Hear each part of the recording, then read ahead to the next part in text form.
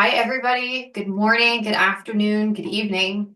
Thank you so much for joining us today for the next installment of our Women in AI webinar series. My name is Victoria Papalian. I'm the COO of Udacity, and I'm thrilled to be here today with Jasmine Lawrence Campbell. Jasmine is an incredibly accomplished technical product manager and the founder of Eden Bodyworks with a wealth of experience creating innovative customer, consumer, developer-focused products. Her journey includes notable roles at companies we all know and love: NVIDIA, Cruise, Everyday Robotics, which spun out of Google X, Facebook, now Meta, SoftBank Robotics America, and Microsoft. She has, through these experiences, showcased incredible versatility and expertise in product management. Beyond corporate endeavors, as I mentioned, Jasmine is the visionary founder of Eden Bodyworks, a company that she launched at the age of only 13 years old to address the need for affordable, natural hair and body care products, and delivered exceptional results through that company. Jasmine's entrepreneurial journey has garnered widespread recognition, from being featured on the Oprah Winfrey Show to earning a spot on the Forbes 30 Under 30 list in 2017. So Jasmine, thank you so much for being here with us today. Oh, it's my pleasure. So excited. Great. Well, let's dive in. And I always like to start with the personal. So who you are, how you got to where you are. So can you just share a little bit about your journey into AI and what was that? Where did the initial spark come from? For sure. I'll just start by saying that I had parents who told me that I could do and be anything. I had a lot of freedom to decide what I wanted to do with my future, even if my parents were army sergeants who are very strict about rules around the house. But for me, my inspiration to get into this industry actually came from a sci-fi film, which I hear is pretty common. The movie was called Bicentennial Man, and it was essentially about a robot that worked and supported a family in their everyday life, everything from chores to studying to creative endeavors. And I just saw that technology, looked around and said, hey, that doesn't exist. I also was, in school already and learning about a lot of scientists, right? You hear about Albert Einstein and Isaac Newton and kind of all of these men who have figured everything out. And I really wanted to be on the forefront of a domain that no one had ever done yet. Space felt a little too out of reach, pun intended. And so robotics was a thing that I felt like I could bring into my home, bring to my family, be a part of. So at 8 years old, that's essentially when I decided that's what I want to do with my life.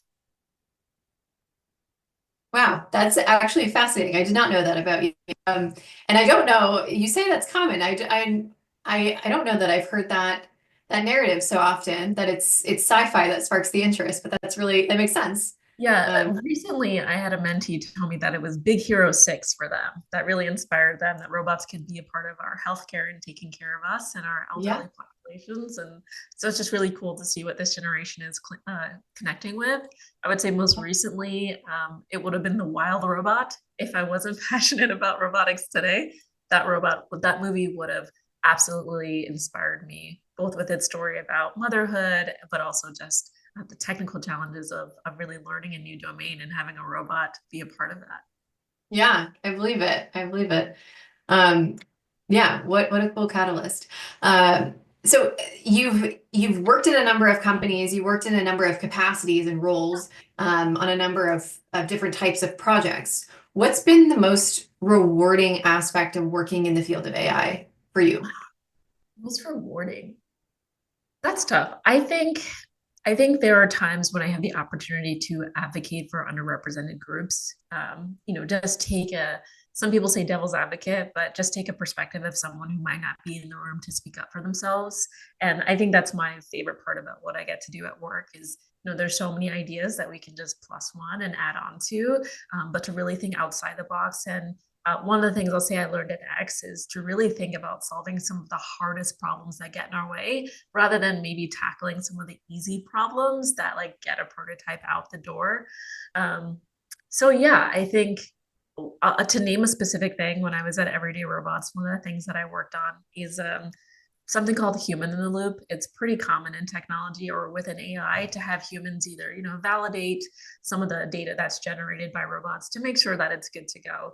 But we weren't using human in the loop in that sense. We were actually using it for the robot to get support from a person. So our robots were designed to actually ask questions about the world, ask questions about their tasks to validate, hey, am I doing this right? Am I done? Am I finished? And I really loved that kind of role reversal where instead of like humans just relying on the technology, that we show that technology is also dependent on the inputs that come from us. So the way that we frame those questions actually leads into the design of the data that we use to train the models to help the robots be even more independent. So designing those questions, helping to train human staff to answer those questions, aka label that data, was a really compassionate exercise because we're not just trying to make them do whatever the technology needs, but we're also designing what is the role for people to participate in this technology. Who are these type of skilled laborers that we have being in this command center answering these questions? How many questions can they support? What is their attention span? Learning so much from different industries to both support the humans doing their job and the robot providing the service. So I think that's one of the things that I'm the most proud of accomplishing. Yeah, that's really interesting. And I'm sure that there's sort of this concept of uh a human in the loop in the way that you're describing, but also in the maybe more traditional way that we would all associate with that phrase. I'm sure that comes up in different ways through the industries that you've worked in and throughout your career. So you've worked in gaming, in autonomous vehicles, in robotics, uh, among others.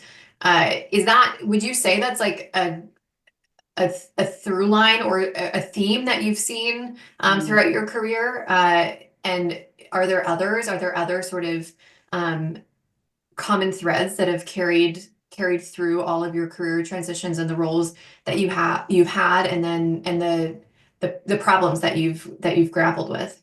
That's a great question.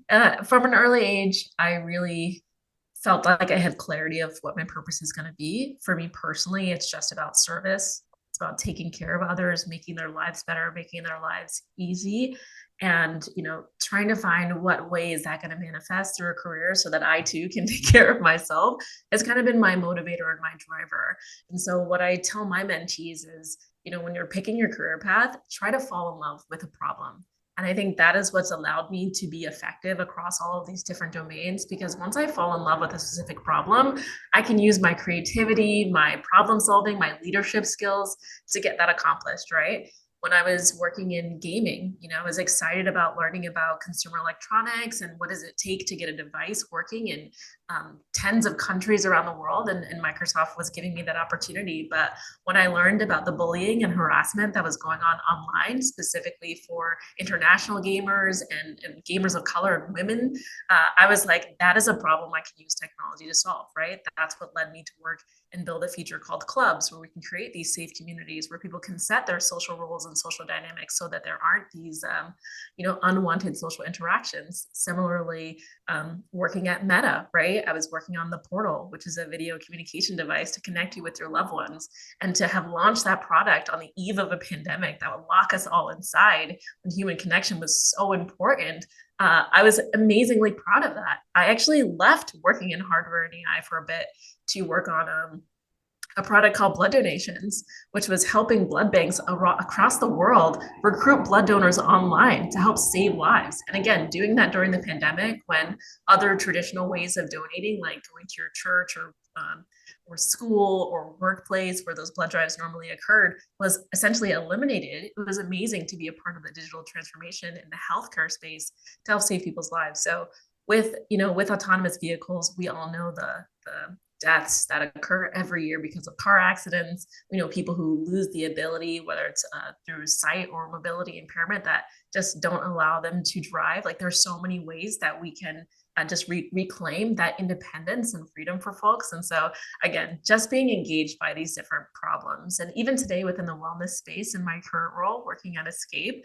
like people deserve to take care of their bodies, to be aware of what they're feeling, and to have a really accessible way to kind of get the treatment and care that they need. So I'm just excited to be a part of something that comes so close to mixing my passion and excitement about robotics with my desire to take care of people in an intimate way. Yeah. That's awesome. And I want to come back to what you're doing now. Sure. But one question I'm going to sneak in here.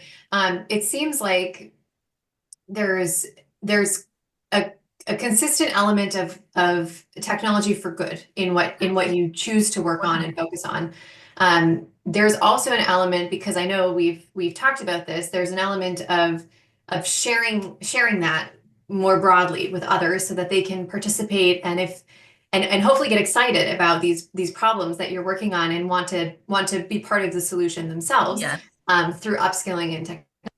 Um, this this also kind of connects to an interesting role that I haven't mentioned yet, but because this is the Udacity webinar, I do want to just touch on the fact that you were also an instructor for the AI product manager nano degree with Udacity.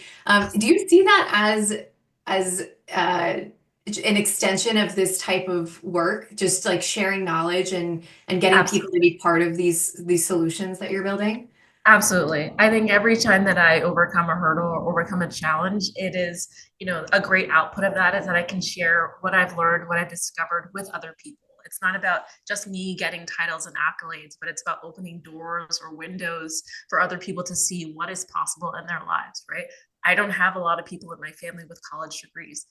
Only my dad's like the only other person I know kind of in a technical role at all, right? So this is not something I grew up in. And I know a lot of people who come from the same kind of background as me don't see this as an option for them. And so I think a lot of this is me overcoming these hurdles to be a role model. There are so many people like Ayana Howard and Cynthia Brazil, like women that I look up to that I didn't get to discover until I was already in college, kind of already made my path. So the earlier that I can inspire or to contribute to coursework that's accessible online to millions of people to get them to a level where they can start engaging in some of the same tech for good work that I'm doing, that's amazing. These are partners for me in the future, right? These are people who share my skill set and my values to do the work that I want to see done in the world.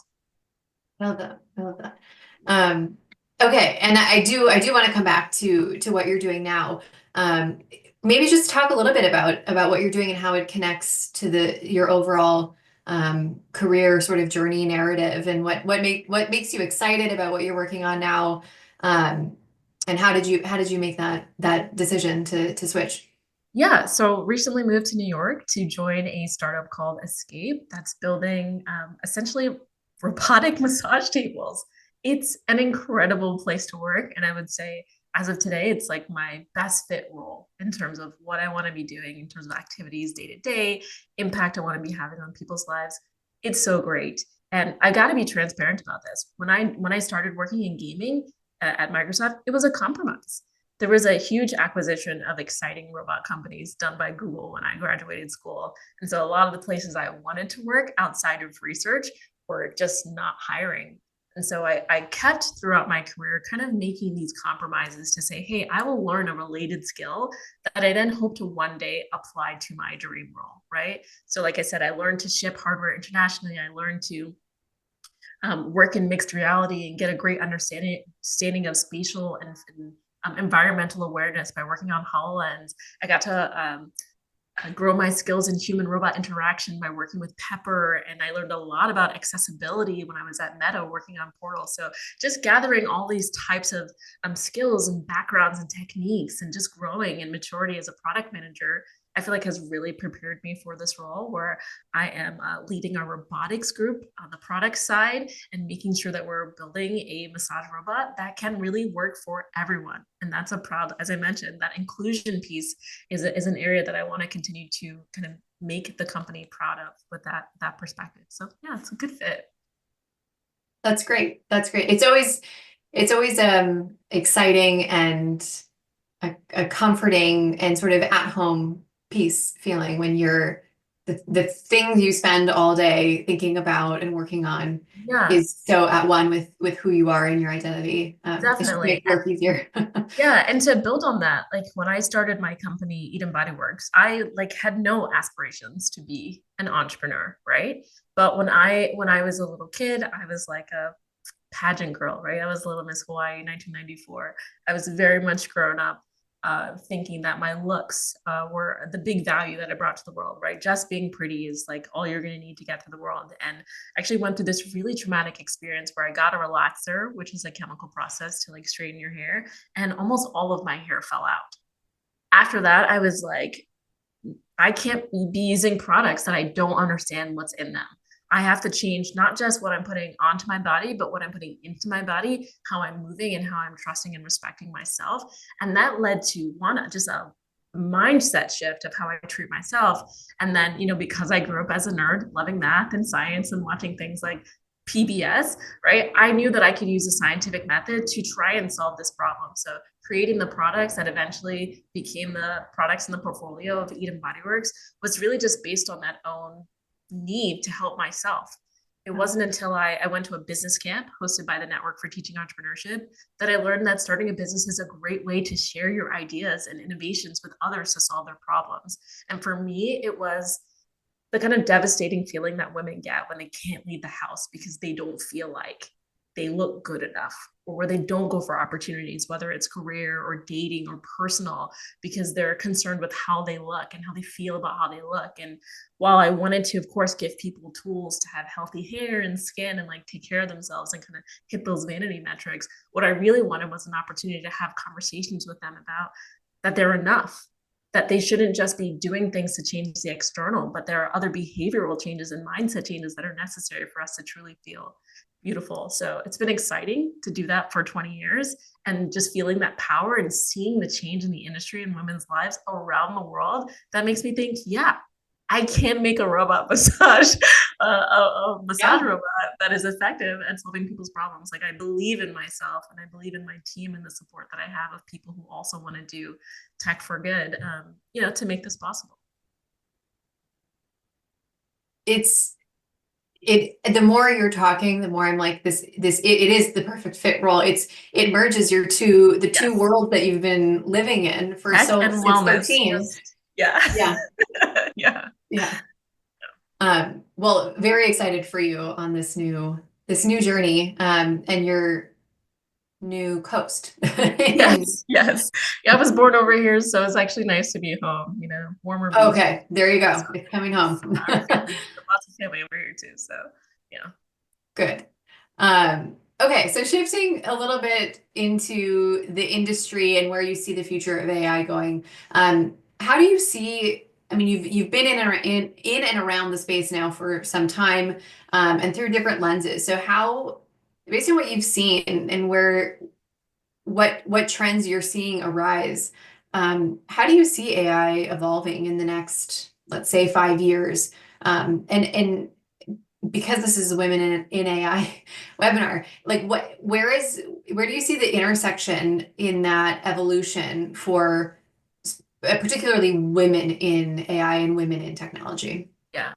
Wow. I will not bore you with my AI predictions. I think the internet is littered with them. I think what Yes. is more exciting to me today is the opportunity for people to start leveraging AI in their daily lives. Like we've seen a lot of these chat assistants really helping to aggregate a lot of information. And what I see is just the proliferation of this in our daily activities. I'm a big fan of augmentation when it comes to leveraging AI. So using it as a tool to make us better, faster, more efficient, or to eliminate the tasks that we don't want to do, which is again why my specialty is in the world of robotics, because a lot of it is kind of physical labor we don't want to do. But right now, over the next 5 years, I think there's just going to be a transformation of knowledge work, right? Of how we use those assistants to accelerate. I'm a huge fan of Grammarly.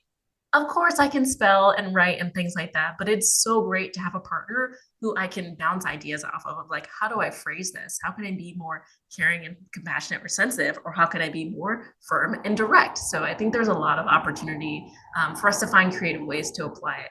When it comes to women, I think I'll echo what I commonly hear. We have a unique perspective on the world. And we have certain problems and activities that are just unique to women. And I think sometimes the people best suited to solve the problems that women are facing in the world are other women. So I would say don't underestimate the problems that you can solve and how you can leverage AI to do that.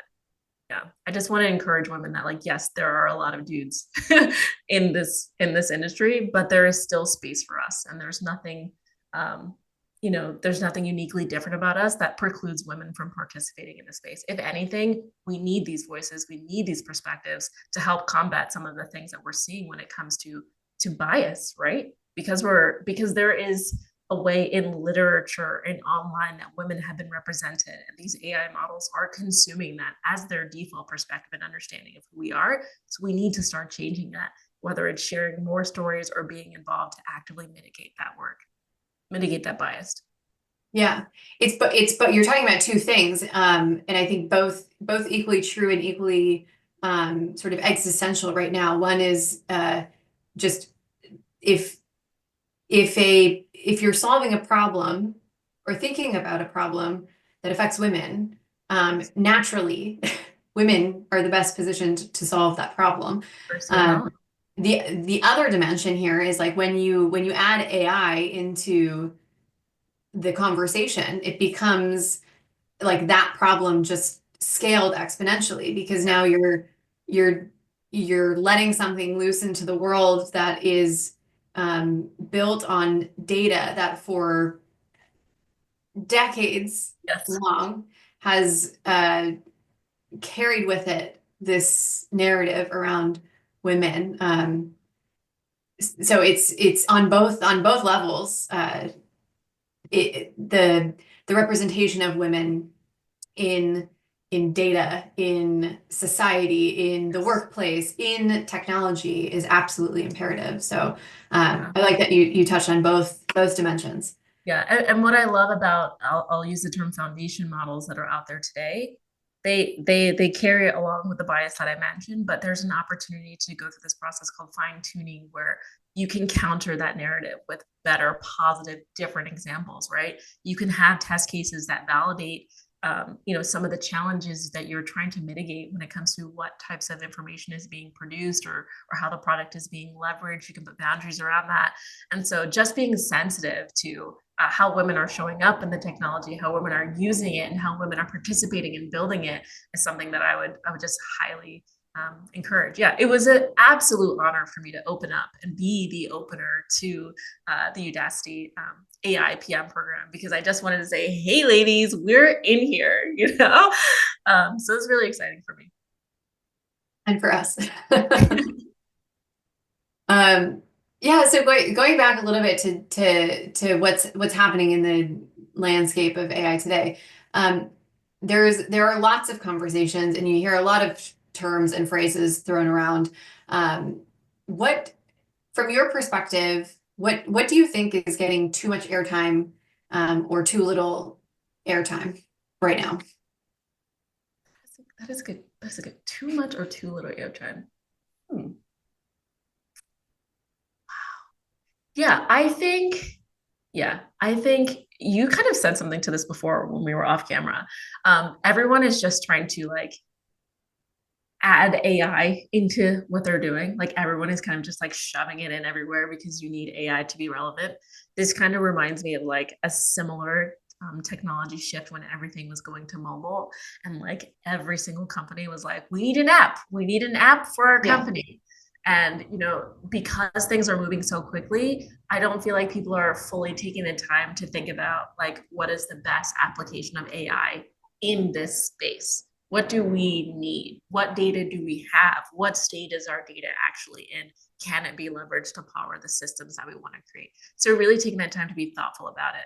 I just see a lot of I just see a lot of bots and a lot of people even just naming their company XYZ AI so that they can, be a part of the funding rounds and people who are passionate about capitalizing on this moment right now. So what I'd love to see more of is just like really novel applications of it or really seeing like, hey, this was close to being possible 5, 10 years ago, maybe a revisiting of things that we had some excitement about doing, but the technology was the limiter, rather than just trying to ride a wave of popularity. Yeah. Yeah, I totally agree. And the the trends, whether the trend is warranted or not, are changing so rapidly, and innovations around the space are popping up almost every day, it feels like. How and for somebody who, like yourself, whose job it is in some respects to stay on top of everything that's happening, so that as you're saying, like uh, where an application of AI makes Yeah. sense for your business or for your product or for the problem you're trying to solve. How do you manage to stay on top of everything that's happening and stay educated and informed about what's new in AI, but like in technology more broadly as well? No, it's a great question. I think for every industry, it's really important to kind of keep a pulse. And so for me, I subscribe to a number of newsletters, a number of podcasts. I'm in quite a few WhatsApp groups and LinkedIn communities, places where people aren't just using the technology, but like I said, having discussions and conversations about some of the innovations that are just arising, right? Like there are many conversations this week about DeepSeek and how do we use it and should we use it and is it just going to go away just like TikTok did, and just like hearing those conversations, but also showing up to these mixers and these conversations with these other practitioners to really conversate about it and really figure out how that might apply. One of the things I also really enjoy about my team is that we actually do paper reviews during the week. People will highlight really cool papers that are coming out of academia that show promise and maybe being able to apply to our work. And while maybe I don't, go through all of the math and all the details and things like that, even just reading those abstracts to be aware of what people are attempting to make algorithms to achieve is really great for me. One of my favorite YouTube channels is 2 Minute Papers. Does an amazing job of summarizing, points directly to the key points of these papers, but makes it really engaging. So there's just tons of different medium forms for you to engage with that information. But I would just say, um, subscribe to the ones that are relevant to you, right? Because AI in general is one topic, but then going through the verticals of healthcare and automotive and wellness and robotics and security and data management, it's such a broad scope that I think it can be overwhelming if you set your goal at, I need to know everything there is about AI. I would say, like, take an AI literacy course, take an AI basics course. Udacity has many of them. YouTube is filled with them. Like, take a basics course and then figure out where you want to direct your learning from there, and Yeah. connect with people. Community is so important for exchanging ideas and asking your questions, no matter how stupid you think they might be. Yeah, definitely. And also going back to something you said, like at the way top of this call, you talked about passion and like working on things that you're passionate about. And I imagine that the landscape of things that you can choose to go deep on narrows drastically if you just take the lens of, what do I actually care about? Like, what am I Yes, interested in? And then exactly. that becomes like AI in your vertical right there. And then that's your starting point. So, Exactly. Like there's so much. When I first decided to go to engineering school, I thought I wanted to study computer engineering, which is again more closely related to the hardware rather than the software. And then I took a psychology class, and it was about the way that humans think and perceive and interact with the world. And that just happened to occur at the same time I was taking a artificial intelligence course with Andrea Tomas, who's the founder of Diligent Robotics, which is a healthcare robotics startup out of Austin. And I was like, whoa, like psychology of humans, AI is like the psychology of devices. And I changed my major to computer science because I wanted to be more involved with how do robots perceive the world and what do we do with that information. That was a huge like scope for me of where do I want to be in participating.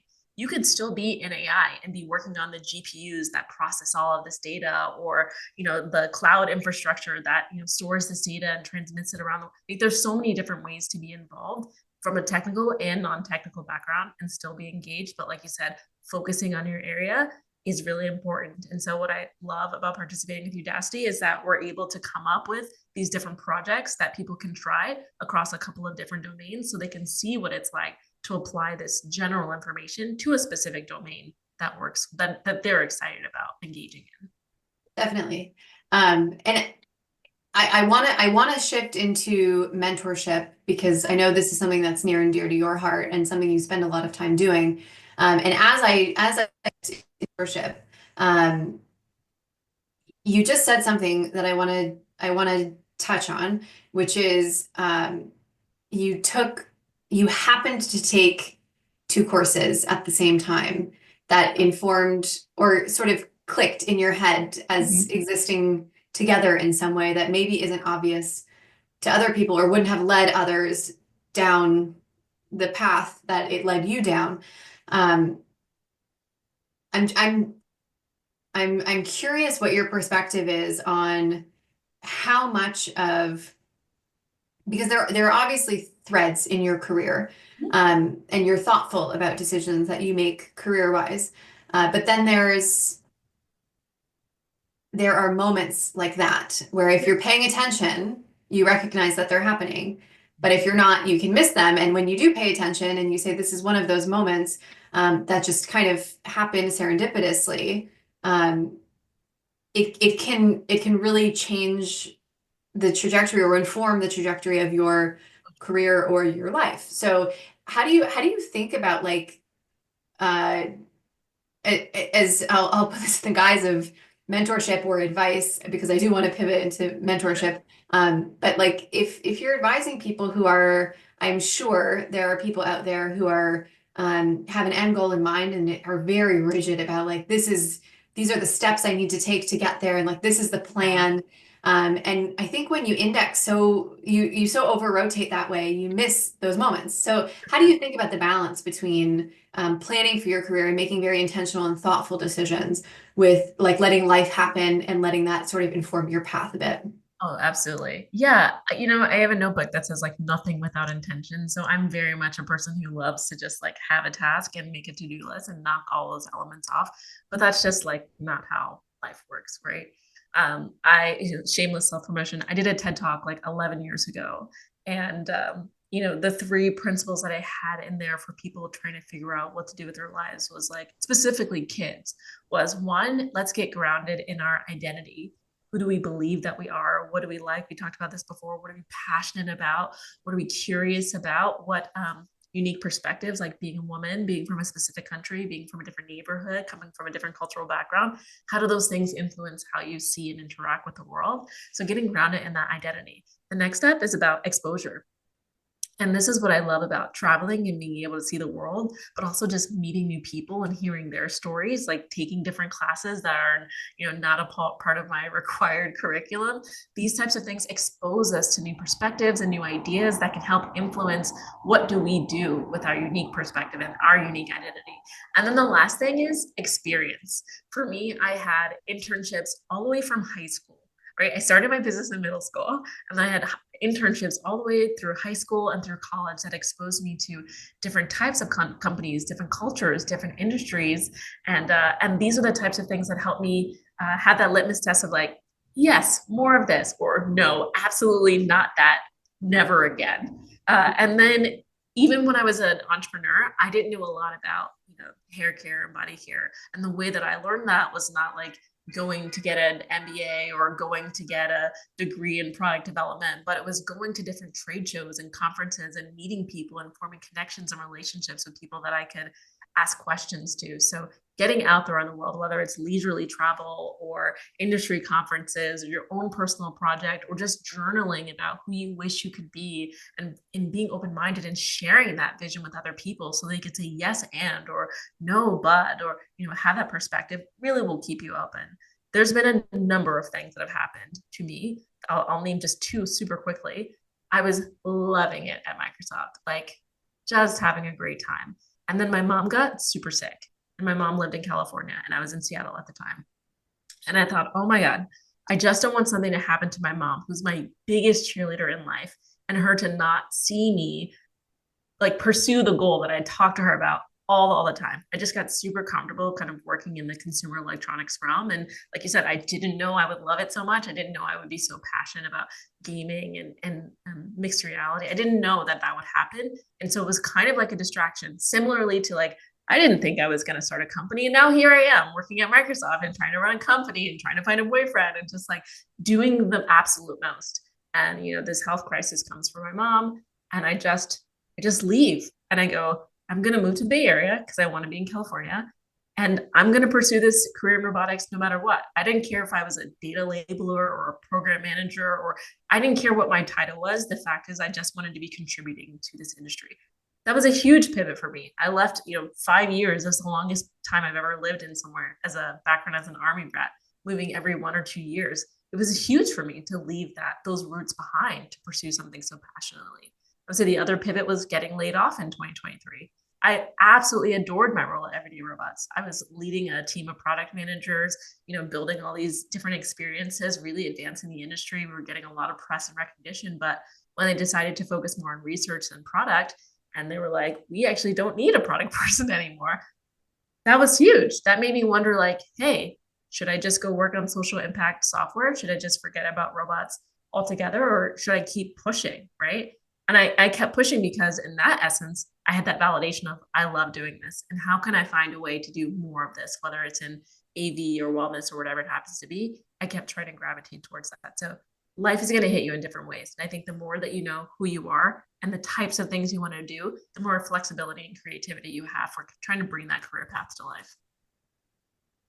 Yeah, it's the anchor that you always go back to inform uh it's your gut check. Like, yes, this is true. I'm being true to myself in making this decision. So Yeah. Some people don't know, right? Some people need inspiration and need role models, which is why we have webinars like this to remind you and encourage you. Just take a random course, just talk to a friend, just ask someone else their inspiring passion and see what that sparks in you. yeah, yeah, 100%. So that's a good segue into the next thing I want to ask you, which is young women aspiring to enter the AI field. How in today, how do you counsel those young women? Like, what do you tell them? How do you advise people to get their start in AI? Definitely. I will point them to some beginner foundational classes that are less about maybe the math and the programming involved in like actually building the AI, and more classes that expose them to the fundamental concepts using very approachable analogies, or that help them understand what capabilities exist today that they might be able to use or inspire them in different products or services that they want to build. That is exactly how it gets started. I also will ask them, like I mentioned, about themselves. Where do they come from? What's their passion, and what problem do they want to solve in the world? What joys? What even sometimes what hobbies do you have? Because I think the pressure of your purpose being linked to your career can be a lot for some people. And so I might ask them like, what are common things you do around your home that frustrate you, right? Very entrepreneurial. Or what do you love doing? And how could one of the capabilities on this list make it better? And I think that inspires them to pursue a project that lets them test the waters in a lightweight way. I think we might talk about this if there's time, but there's just like so many applications out there now where AI is generating the code, and you can build apps and experiences on the web and mobile in minutes and hours. You could have a functional prototype working and a great idea. And I think that really broadens the field of who can play around and leveraging AI, right? Okay, building these things at scale, like some of the big corporate companies are able to do, might be, a further step after that. But at least getting your hands dirty and getting inspired about it with an idea and a prototype you can show other people who might have the actual technical skills to build it with you as a leading visionary is still something that I think is just recently unlocked. Yeah, and I think you care to see this sort of spark in women young, right? Like Yeah, there's no reason to wait until you're looking for a job to get excited about absolutely. technology. Absolutely. So Yeah. can you talk a little bit about, I know, I want you to talk about your collaboration with KiwiCo and like what that meant to you, and like what that says about how you think about advising people, and you think about mentorship, and you think about when when young women should start to get excited about Yeah. working on something, even if it's independent of a career at a young Yeah. age.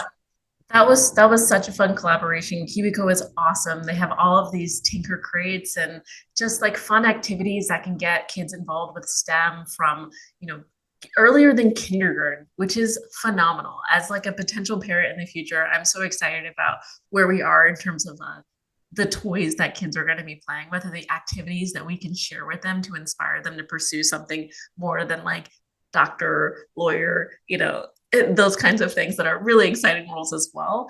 And so, yeah, for that, just helping them by being a role model, by being an example, and answering simple questions about robotics at a level that a 5-year-old could understand was really exciting for me. The fact that they get to learn the basics of block programming, of robotics, using these simple crafts and games that they can play with their parent was just a straight yes to me, right? And I really love that they reached out to one of the communities that I'm in, Black in Robotics. It's a national organization trying to promote robotics, and one of the pillars is really being a participant in early education or just education in general, all the way through the PhD level. And so when they reached out asking if, hey, is there anybody in your group passionate about helping support this? I was like, absolutely, yes. I've done a similar collaborations with another organization called code.org, which is working to get computer science in the curriculum of every high school in America and just creating simple videos with other technologists about how does the internet work? Lots of these different basic concepts where people might not see the detailed technology behind it, but doing it in an approachable way. Similarly, like I mentioned before, not just with projects, but even with online games that folks can play to practice those concepts. It's just a big theme for me. Whenever I can participate, whether it's a book or a podcast or a webinar like this, to really educate and inform and give either individuals tools to use for their careers or toys and exposure for kids to start participating early. They don't even know they're doing science. That's the funny part about it. They're just Yeah, enjoying themselves and building this affinity to something that truly has the capacity to change the world. yeah, yeah.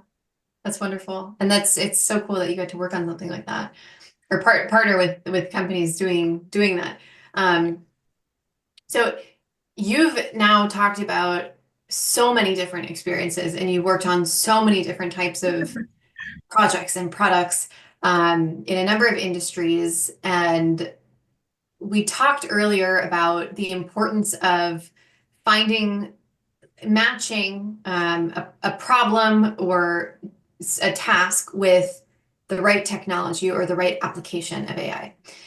So given your vast and incredibly diverse set of experiences and the importance that you talked about of finding the right AI or the right technology applications. Can you talk about a project or any number of projects that you've worked on where you feel like this match has been made the right way, and uh, I would imagine these are the projects you're most excited about having worked on and feel most proud of Yeah. as well. So can you just talk about what those projects look like and the outcomes or the impact from them? For sure. I would say working in AV was really rewarding in terms of something you might not think of as a robot that's supporting you in your everyday lives. It wasn't something that maybe I want to work on AV long term, like that's the exact specific application of robotics for me. But I think it's 100% like a globally impactful like application of AI that is just going to be phenomenal. My husband and I, when we were dating, we would go on this thing every week called driverless desserts, and it was an opportunity for me to basically just take rides in the company's autonomous vehicles and see them navigate the city. And so we would pick a different restaurant in a different neighborhood across the city, and and we would honestly sit in the back seat together and watch Grey's Anatomy. Like it was just so relaxing. And the litmus test of comfort and safety and trust in this technology was, can we get through to the end of the ride or to the end of the episode without even remembering that we're in a car going somewhere?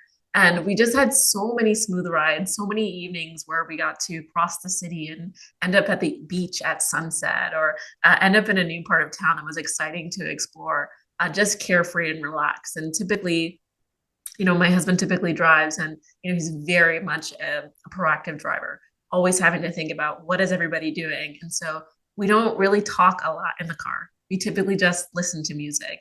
And I know we were watching Grey's Anatomy, but there are times where we just pause the show and dive into the drama and how that relates to our lives and what happened at work that day, and just being able to reclaim some of that personal time back during transit was just really rewarding and really special to me. And I knew that there's a human in the loop in this process. Regardless of how independent this AI is, there's a human in the loop that is monitoring and making sure that even if we're not behind the wheel to press that brake, that we're going to be okay, and we felt supported. And because I know a lot about that kind of technology and worked on it myself, I felt proud to know, like, hey, yeah, it's really going to be fine. We can really have peace. And so I think that's an exciting thing that can be used worldwide. So really, yeah, really proud of that.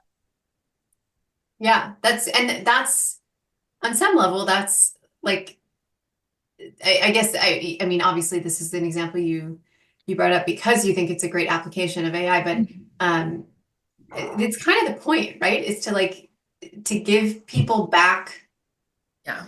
the human. Like, Yes. if you don't need a human to do something, Yeah. like, and having technology substitute or augment the Yeah. human function, we benefit at the end of the day. Like, you get more time with your husband, like quality time with your husband, and like that's a Absolutely. win. So it makes total sense. And yeah. The, the only caveat I'll add, and I want to be really sensitive about this, is that we just have to really understand our labor force and really Oh understand yeah. what is truly driving our economy. And so, like, one of the challenges of being a technologist in the AI space is that there is going to be job displacement, that people are going to be shifted out of work that no longer needs to Yep. be done by humans anymore, right? I was just a couple of years ago, just dreaming like, wow, I wish that there was Uber or Lyft when I was in college to make a couple bucks between, classes or on the weekends. And like, that's something that, autonomous vehicles, when they're successful 5, 10 years from now, might eliminate the need for that, right? I think people might always want to have a personal chauffeur and it'll be more of a niche thing, but we have to think about, hey, I wish that there was something that we could do, or I wish there was a systematic way to encourage this upskilling that you mentioned before, right? That not only are they driving around, but they're getting access to Udacity or LinkedIn Learning or some type of thing that can help them prepare them for the future when technology does shift how this work is done. Or, maybe, hey, you're drivers today, you're an expert driver. Why don't you become a coach to this AI or a supervisor of this AI? And instead of making every turn for yourself, you're helping them unlock new roads and new countries Yeah. and new cities all around the world. So I just wish that there was a more of a connection between what's happening today and where we see AI impacting different industries. Yes, it's a good call out, and actually perfectly segues into our first question from the audience. So I do want to shift and give enough time. We have a few minutes here to tackle Q&A. So first of all, thank you for the conversation, Jasmine, and thank you to everybody who's joined us this far, and also for submitting questions to be answered by Jasmine. So appreciate that. So I'll start in connection to what you're talking about right now, understanding the labor force, understanding the dynamics and the intersections between jobs that exist, jobs that should continue to exist, and then where does technology fit in? First question for you is, what do you see as the most in demand, specifically AI jobs today? In demand. I still think it's machine learning engineers. 100%. It's people kind of crafting and designing these algorithms to do the work we need them to do. Highly technical, highly specialized roles. I think a lot of these people are coming straight out of college into these roles, backgrounds in computer science and statistics and data analysis. So very, very in demand role. Okay, machine learning engineers. Next question for you. There's an assumption baked into this question, so I'm going to ask about the assumption, and then I'll follow with the question. So, um, I guess I'll read the full question and then I'll do that. So the question is, I'm interested in AI, robotics, and autonomous vehicles, but I feel discouraged by the weak job market. What do you think about this? So the assumption baked in is that the job market is in fact weak for folks interested in these fields. So I guess first your reaction to that statement, and then secondarily a Yeah. response just generally to the question. Yeah. Things are definitely different. I can't say weak or strong. What I will say is people are being more thoughtful about the candidates that they select. And because a lot of work is becoming even more and more specialized, the bar is raised on what they expect folks to come in knowing. And maybe there's less ability for you to learn on the job. They kind of want you ready to contribute to the problems that they have solving immediately. I'll take a step back though and say that I still see a ton of my mentees coming in saying, I want to work at a FANG company. I want to work on the hottest thing that's in the news right now. And when I ask that question, like we were talking about before, why?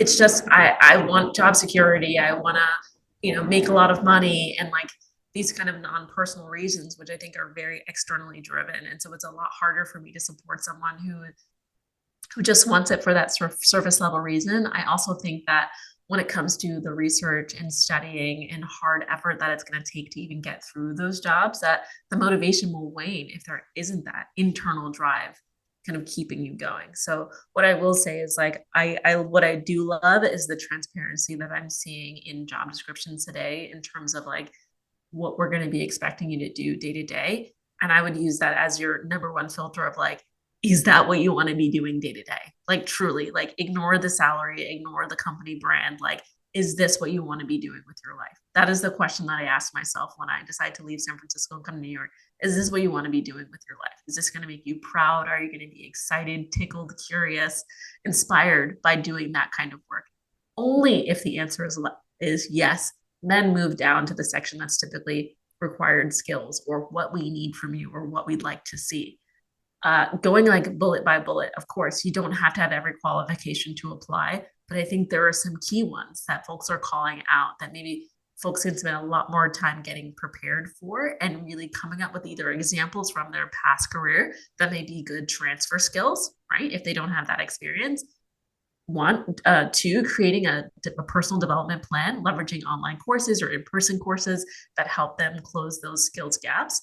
Or three, just building personal projects to try and get that experience personally, like we talked about, any domain that is relevant to them so they can really be around it in it personally. So I think, yes, it's a difficult market to penetrate into, but we've never had more accessibility to education and community to help us close those gaps personally. It's not going to be as easy as before, but it's it's really rewarding when you can really match what you love to do with an opportunity that fits with what you're able to do. That's great. And again, you've segued into the next question submitted by viewers. So the next question here is, what what courses would you suggest somebody take to get deeper into AI? And you are allowed to plug your own course in the Absolutely my statement. own course. Absolutely my own course. But there are just so many more. I think there are other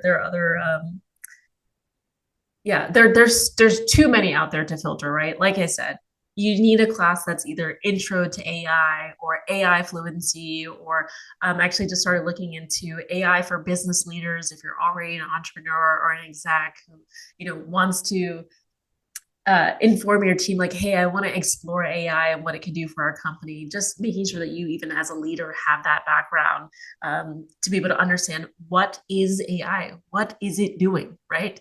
And so, yeah, I think that's just the fundamentals, right? The other one is just data fluency as well, really understanding what is data, how do I use it, how do these models consume data, and then learning about kind of these biases that can exist within technology or even just within society in general, so that you can be thoughtful about even the projects that you work on or that you build personally. That's just where to start. Like we talked about, the other piece of it is just who you are and what you want to be doing and growing your subject matter expertise in there and making that connection. So my course specifically talks about capabilities and applications of AI. And the project for my section is really about making a proposal for a product or service that leverages AI. So hopefully the guidance there will really be a great Kickstarter for folks who want to penetrate into the industry without having to go all the way deep and learning about um, all of the other topics that they're hard to go into. But it's a great course with phenomenally talented instructors. Yeah. Yeah, that's really helpful. And um, I mean, this is sort of the sweet spot for us at Udacity, thinking about how do we prepare people for roles in these technology fields, uh, who don't necessarily not only have a background in technology, but don't have uh, formal, like a traditional education background, so don't have a 4-year degree. Yeah. How do you think, how do you think the job market today, uh, like reacts to folks who don't have a traditional degree? And Yeah. do you think that these types of online learning or alternative ways of education are a good sort of substitute for folks without that traditional degree? Absolutely, 100%. They're totally valid. What I really enjoy seeing is the best companies are transitioning to really skills-based hiring, right? Kind of Yeah. breaking what they call the paper ceiling, so to speak.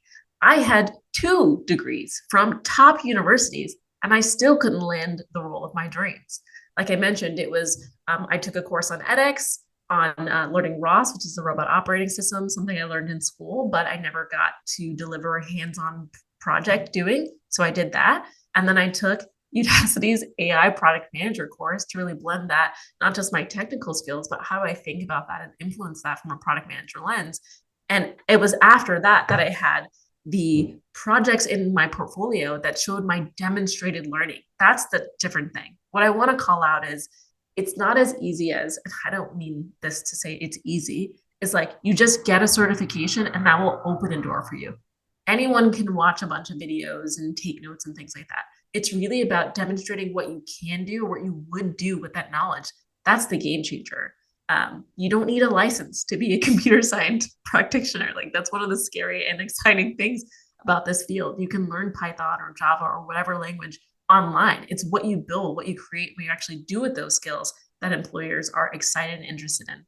They don't. I think what you get from some of those more traditional educational backgrounds is a lot of debt and a huge network. And those things can hold you back and propel you forward in different ways. But I think those things are being mirrored online and in other communities, right? Where you can build that network, but you have to be a bit more proactive about pursuing it, which is what I see from people who use those traditional methods. They're fighters, they're scrappy, they're innovative, and they're going to do what it takes to get what they need to succeed. So I highly encourage pursuing these things as an alternative means to get where you want to get.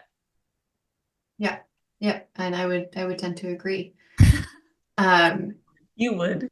I would, I would. It is what we do, but I'm here because I believe in it. So I completely agree that uh, it's it's hard. Like it just is, no matter what. And so you can be someone like you with a ton of experience with 2 degrees, and it's still hard. So Yeah. there's no silver bullet, that's for sure. So all the education you can get, however you get it, I think is always, Yeah, just always be learning. Just yeah. keep growing. I really love that concept of a growth mindset, even as we're getting feedback from our peers or our teachers about how we can improve, like really taking that to heart and figuring out how do I close that gap. Sometimes it's not an online course, right? Sometimes it's having a conversation with a mentor about, how they've actually really navigated it in the real world, right? We learn a lot from books and podcasts and things like that. But like I said, until you found yourself into a situation and applied that learning for yourself, you won't even know what questions to ask, right? If I hadn't taken that psychology course, I wouldn't have been thinking about like, oh, do computers think? Like, truly, it's just a thing I've never been exposed to, even as a person who wanted to work in robotics. Like, really learning what does that mean. And then until I learned about, hey, what does it take to build a product or launch my first product, I had no idea what all the challenges and complexities are. And there again, I don't think there is a college degree in product management. So, it's another one of those jobs that you can't just check a checkbox to go do. You kind of just have to dive in and find your way. And I know that's not super comforting for folks, but I think what that means is that there isn't one path, that there are Yep. so many ways for you to get to where you want to go. And it's just about having that clarity of what do you want to do? Why do you want to do it? What do you have? And who are you? And what are the gaps between, where you are now and where you want to go? That's right. I think that is a beautiful place to stop. So thank you, Jasmine, so much for your time. And thank you to everybody who joined us today. I know there were questions from the audience about Jasmine's course. So if you want to learn more, her course is called AI Product Manager. It's a nanodegree program through Udacity. So it's through udacity.com. So that hopefully answers one of the questions or a couple. I know a couple popped up asking about your course and people wanting to learn more. So that is where you can find more from Jasmine. Again, thank you, everybody. I hope you all found this conversation as valuable and fun as I did. Please be sure to stay tuned for future installments of the Women in AI webinar series from Udacity. And please follow Jasmine to stay up to date on all of the incredible work that she's doing. She has talked about only a fraction of the things she's working on. There's so much more goodness in what she does. So please, please, please follow her to stay up to date with what she's doing. So thank you all again. I hope you have a wonderful rest of your morning, afternoon, evening, and we will be back soon. Thank you, Jasmine. Thank you.